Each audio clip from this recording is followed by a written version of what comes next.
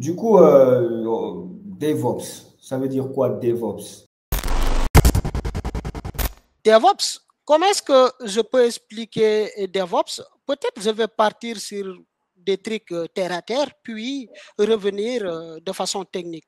Donc, lorsqu'on parle de DevOps, Une autre information qui pourrait t'intéresser si tu es un créateur de contenu sur YouTube ou sur d'autres plateformes, c'est que je suis en train de développer une application pour aider les créateurs de contenu africains à développer leur carrière beaucoup plus rapidement sur les réseaux sociaux. J'ai donc pour cela besoin d'une petite communauté de créateurs de contenu pour pouvoir tester ce que je suis en train de créer. Si ça t'intéresse, écris tout simplement créateur de contenu en commentaire en dessous de cette vidéo et je te contacterai personnellement pour les détails.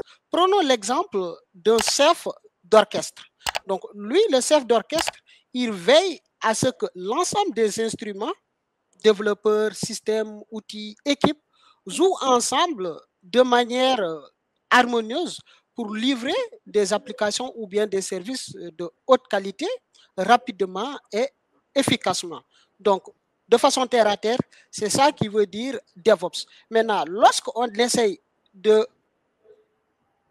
étudier le mot DevOps, dans le mot DevOps, on a ce qu'on appelle développement, qui est le dev, et operation, qui est le ops. Donc, cela signifie tout simplement qu'un DevOps, lui, il automatise les processus, il optimise les infrastructures cloud ou on-premise et assure que tout fonctionne de manière fluide, de l'idée jusqu'à produit fini.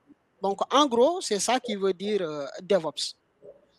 Ouais, donc justement, on a DevOps, ce sont les développeurs qui doivent développer des applications. Et donc, de l'autre côté, on a les Ops, Operations, qui sont souvent les informaticiens, les IT classiques, qui gèrent les serveurs, le réseau. Parce que le développeur, souvent, lui, va avoir besoin, pour développer une application, il va avoir besoin d'une machine, qu'une machine soit créée. Et souvent, Oui. c'est le Ops, donc le IT, qui doit lui fournir la machine. Parce que lui, parfois, il développe en local ou bien tout ça, et il doit envoyer le code là-bas. Et il est arrivé des moments aussi, parce qu'on crée souvent des concepts comme ça. Ce DevOps, c'est une méthodologie, c'est un concept. On crée souvent parce qu'il y a eu des problèmes. Donc, il y a souvent eu des problèmes entre les devs et les ops. Et le fameux problème qui est très connu, c'est qu'on va dire que le développeur va dire sur ma machine, ça fonctionnait bien. Mais lorsqu'on envoie en production, ça brûle.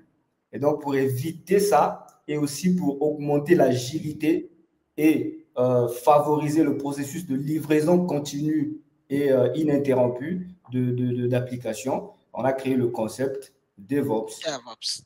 Good.